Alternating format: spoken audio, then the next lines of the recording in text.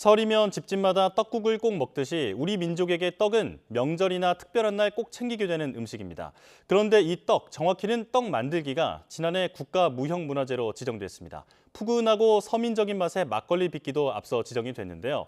꼭 계승돼야 할 우리의 문화라고 나라에서 가치를 부여한 건 어떤 점에서인지, 또 음식들에 담긴 숨은 이야기들은 어떤 것들이 있는지 윤숙자 한국전통음식연구소 대표 모시고 알아보겠습니다. 어서 오십시오. 저희가 보통 이 시각에는 코로나 상황에 대해서 대화를 나누는데 설을 맞아서 특별한 시간을 마련했습니다. 그래서 대표님이 더 반갑게 느껴지는데요. 네, 나와주셔서 고맙습니다. 자, 아주 오래전부터 우리 민족은 밥과 떡을 많이 먹어왔죠. 그런데 이런 궁금증이 들더라고요. 밥과 떡 둘 중에 어느 게 먼저였을까? 대표님께서 좀 설명해 주시죠. 네, 떡이 먼저인 것으로 보입니다. 아, 그래요? 우리가 이제 청동기 시대에 유적지에서 이제 벼가 출토되어서 그래서 그때부터 이제 우리가 곡류를 먹지 않았나 그러는데 처음에는 이제 묽은 죽을 토기에 끓여 먹다가 그 후에는 이제 시루에다가 잡곡을 넣고 쪄서 먹는 형태를 이제 했죠. 근데 예. 그때의 그 떡은 뭐 지금의 떡이나 밥 같은 형태가 아니라 밥과 떡의 중간 상태로 보여집니다. 예. 자, 그렇다면 밥과 떡 중에서 밥이 우리의 주식으로 남은 건 왜 그런 걸까요? 네, 밥은 여러 가지 반찬하고 잘 어울려요. 예. 죽은 묽으니까 이게 이제 그 마른 찬만 있으면 되고 떡은 물김치 정도만 있으면 되는데 밥은 여러 가지 반찬이 있어야 되거든요. 예. 그래서 밥은 우리가 좀 맛이 담백하잖아요. 예. 담백하니까 여러 가지 반찬이 필요하고 실제로 여러 가지 반찬하고 같이 먹어야 더 맛있어요. 아, 네. 그래서 밥이 주식으로 남은 것 같습니다. 말씀을 들어보니까 정말 그런 것 같네요. 네. 자, 밥과 반찬 형태로 우리 민족의 이제 기본 식생활의 자리를 잡았지만, 하지만 떡 문화도 못지않게 발달을 했는데요. 조선 시대에는 떡 종류가 200가지에 달했다면서요? 네, 그래요. 조선시대 문헌에 나오는 것을 보면 정확히 198가지가 나와 있어요. 엄청 많네요. 네. 근데 그 중에서 시루에 찌는 떡이 100여 가지로 제일 많았고, 그다음에 쪄서 안반에 치는 인절미 같은 떡, 그다음에 후라이팬에 지지는 화전 같은 떡, 그리고 경단처럼 물에 삶는 떡, 그걸 합쳐서 총 한 200여 가지가 되었다니 대단한 일입니다. 정말 떡의 민족이다. 네, 이런 생각이 드는데요.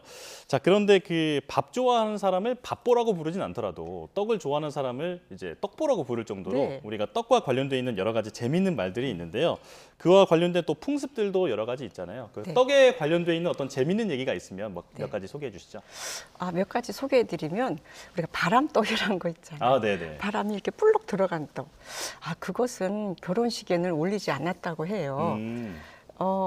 이제 떡 이름이 바람떡이니까 혹시 신랑 신부가 바람을 피지 않나? 그러는 이제 아마 그런 깊이 사상이 있어서 어르신들께서 그럴 일은 없겠지만 더 조심해야 된다는 그런 조상님들의 그런 지혜가 담긴 바람떡이 있고요. 예. 또 하나는 이제 그 고치떡이라는 게 있어요. 고치떡이요? 고치떡. 네. 옛날에는 누에를 많이 길러서 누에 고치를 많이 생산을 했어요. 그런데 이제 그 누에 고치는 이제 비단을 짜내는 실을 내는 거거든요. 네. 그래서 누에 고치를 좀 그 견고하게 잘 지으라고 그런 기원하는 마음이 들어 있고 그리고 그 누에를 기르는 사람들의 수고를 이렇게 이제 위로하는 그런 마음으로 그런 고치떡을 해 먹었다는 그런 이야기가 전해 내려오고요. 정말 고치처럼 생겼네요. 네, 그렇죠. 또 이제 또 좀 특별한 떡은 요즘에 고급지다라는 말이 있잖아요. 예. 고급지다. 옛날에도 궁에서 먹던 고급진 떡이 있었어요. 고급떡. 네. 네, 그건 무슨 떡이냐면 임금님 탄신일이나 그런 잔치에 올라갔던 그런 두텁떡이 있었어요. 예. 그게 궁중떡이죠. 예. 또 하나는 이제 서민들이 먹었던 떡인데 옛날 충북 중원 강변 마을에 뱃일을 하는 이제 그런 분들이 많았는데 예. 아침에 너무 새벽에 뱃일을 배 타러 나가려면 아침 먹을 시간이 없잖아요. 예. 그래서 큼직하게 해장떡을 만들어 가지고 해장국 한 그릇하고 그 해장떡을 먹고 나가면 하루 종일 기운이 솟아서 예, 뱃일을 잘했다는 그런 이야기가 전해 내려오고 있습니다. 예. 자, 이름부터 참 떡 이름들이 정겹게 느껴지는데요. 자, 네. 우리 민족에게 이렇게 친근한 떡, 정확히는 떡 만들기가 지난해 11월에 국가 무형문화재로 지정됐다고 합니다. 네, 어떤 네. 점을 높게 평가받았을까요? 네, 정말 기쁜 소식이에요. 우리가 이제 그 떡 끓이면은 떡이 이제 그 제일로 조금 가치 있게 평가된 것은 우리가 그 우리 민족 고유의 정서는 정을 나누는 거잖아요. 네. 그러니까 정을 나눌 때 떡으로 나눈 거죠. 떡을 그 이제 쌀을 쪄서 그리고 안반에 쳐가지고 떡매로 칠 때 같이 하잖아요. 네. 근데 그 떡을 그 만들어 가지고 혼자 먹는 게 아니에요. 다 나누었죠. 그래서 어떤 나눔의 공동체, 어떤 협동의 그런 마음 그런 것이 그 크게 예, 특징으로 가치를 부여한 것으로 보입니다. 네. 그 김장 문화도 그 2013년에 맞아요. 네. 2013년에 우리 그 김장 문화가 유네스코 세계 인류 무형 유산으로 지정됐잖아요. 예. 그것도 우리가 김치를 담글 때 혼자서 담그시지 않아요. 김장할 때는 다 어머니들이 모여서 그래서 다 함께 만드시고 그것을 또 나누고 그러는 어떤 그런 공동체 협동의 마음이 네. 가득 들어서 그것도 세계의 예, 인류 문화 유산으로 등재된 거죠. 사실 코로나로 모두가 힘든 요즘이 가장 필요한 정신이 바로 그 김장과 어떤 떡에 담겨 있지 않나 맞아요. 네, 이런 생각이 드는데요. 네. 자, 떡 만들기에 앞서서 막걸리 빚기도 지난해 6월에 무형문화재로 등재가 됐습니다. 네. 이게 막걸리도 떡만큼 역사가 오래됐나요? 아, 그럼요. 아마 오래 전부터 먹어왔을 거예요. 그러나 실제로 문헌에 기록된 것은 1827년 고 삼국사 나와 있는 제왕운기에 이제 고구려 그 동명성화 건국담에 나와 있어요. 1287년이요. 네, 1287년. 네. 그런데 이제 그때 기록에 보면 그 해모수가 그 하백의 딸 세 딸을 초대해서 곡주 막걸리를 먹이고 만추가 돼서 가려고 하자 이 세 처녀에게 가지 말라고 막았다는 거예요. 해모수가요. 예. 네. 그런데 이제 두 동생은 도망가고 그리고 언니 유화만이 붙들려 가지고 예, 해모수하고 인연을 맺어서 낳은 사람이 예, 고구려 건국담에 나오는 동명성화 주몽이라는 이야기가 기록에 나와 있어요. 그렇군요. 네. 고구려의 역사가 막걸리로 시작이 됐다. 네, 네, 네. 이렇게 볼 수 있겠군요. 자, 떡 만들기와 김장 문화까지도 설명을 들어봤는데 그런데 막걸리 빚기가 그 국가 무형 문화재로 지정된 건 어떤 의미가 있을까요? 네, 막걸리야 그러면 이제 국민주죠. 그래서 그 아주 옛날부터 이제 술을 빚어왔는데 우리는 전국적으로 이 막걸리가 다 특색이 있어요. 지역마다. 그래서 그 술을 이제 집집마다 빚어서 가양주라고도 하는데 예. 이 술을 빚어서 이제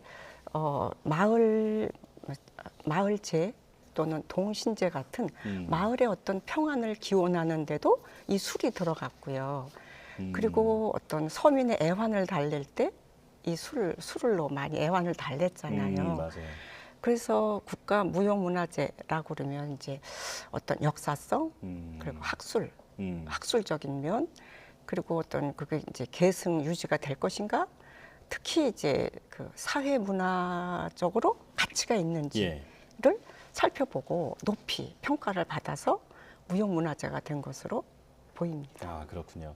요즘엔 또 뭐 막걸리 키트라든지 이런 부분들도 온라인에서 쉽게 구할 수 있기 때문에 그 전통을 지켜 나가는 데에도 네. 조금은 이제 좋은 흐름이지 않을까 맞아요. 이런 생각이 드는데요. 네. 자, 그 사실 그 처음부터 여쭤보고 싶었는데 계속 이 스튜디오 안에서 그 고소한 냄새가 네. 계속 나고 있거든요. 지금 그 직접 만드신 떡과 이런 여러 가지를 가지고 나오셨는데 네. 요거 직접 한번 좀 설명을 해주시죠. 네. 제가 이제 설날이잖아요, 오늘이. 그래서 좀 이제 개성 지방에서 먹었던 그 그런 설날 떡하고 술을 준비해 왔어요. 그래서 이제 막걸리 지금 가져와 막걸리도 볼까? 준비를 해오셨는데요. 함께 보여주시죠. 네네. 그래서 이제 우선 떡부터 소개를 좀 해드리면 네네. 여기 앞에 있는 게 이제 배피떡이라고 해요. 개성 배피떡. 네. 그것은 이제 찹쌀을 쪄서 쳐가지고 그 안에 녹두 고물 소를 넣었어요. 고소하겠네요. 예. 그리고 여기 고물은 겉에는 콩고물을 묻혀서 아주 우툴무툴하면서 고소해요. 그리고 요 앞에 있는 거는 이제 개성 주악이라고 그러는데 개성 우맥이라고도 말씀들을 하세요. 그 조랭이 떡이라고 적혀 있는데 같은 말인가요? 네, 아니 요거는 요 앞에 있는 건 개성 주악이고 네네. 이것은 이제 기름에 지지는 떡이에요. 네. 한 달이 지나도 굳질 않아서 개성 지방에서는 이걸로 그 설날 손님 오시면 항아리에 담아놨다가 한 달 내내 대접을 했다는 떡이에요. 예. 여기 아까 말씀하신 조랭이 떡은 네. 이렇게 하나 들어보시면 아시겠지만 마치 조롱박처럼 이렇게 조롱조롱 생겼어요. 그러니까요. 촉감이 재밌는데요. 네, 조롱박은 복을 갖다 준다고 하잖아요. 그래서 올해 복을 좀 많이 받았으면 그런 마음으로. 근데 어찌 보면 누에고치 같이도 생겼죠. 그러니까요. 고치떡도 조금 전에 설명해 주셨잖아요. 네. 그래서 복을 기원하는 마음이 들어 있고요. 여기 제가 아까 말씀드린 이제 막걸리를 좀 가져왔고. 네.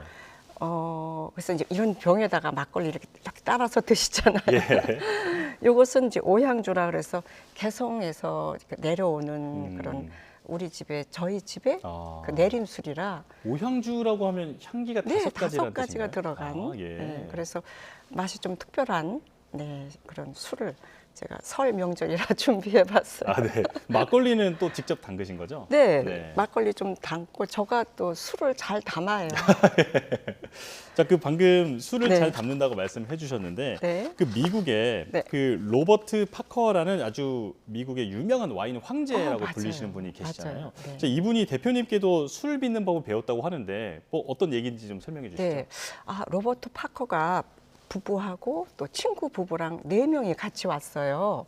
그래서 이제 이분이 막걸리를 이제 저하고 같이 빚으면서 맛을 보았는데 빛깔은 우유 빛깔처럼 뽀얀데 맛은 샴페인처럼 굉장히 톡 쏘고 청량감이 있다 그러면서 엄지를 들어 보이면서 너무 좋아하다가 가셨어요. 그래서 제가 막걸리도 싸드리고 맑은 술도 싸드리고 그랬습니다만 우리 술에 대한 매력을 많이 느끼고 갔습니다. 예, 대표님 이제 갑작스럽게 질문을 하나 드리고 싶은데요. 네. 이 설날처럼 이게 네. 좋은 날이잖아요. 맞아요. 이런 좋은 날에 온 가족이 모여서 한 잔 기울이면 좋겠다라고 좀 추천해 주실 만한 술이 있을까요? 네, 이제 뭐 여러 가지 술도 한 200여 가지가 넘거든요. 그래요? 예. 그래서 이제 뭐 쉽게는 뭐 문배주라든지 그냥 가볍게 또 천년 약속이라든지 뭐라고 추천하기는 좀 그렇지만 다 좋은 술이라 예.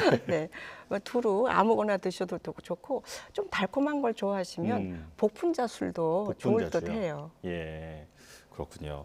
자, 오늘 그 김장 문화, 떡 문화, 네. 그리고 막걸리 문화, 또 여러 가지 우리 민족의 문화에 대해서 알아봤는데 사실 그 코로나로 힘든 요즘에 지금 우리 전통 문화에 들어있는 이런 나눔의 정신이 가장 필요할 때가 아닌가. 맞아요.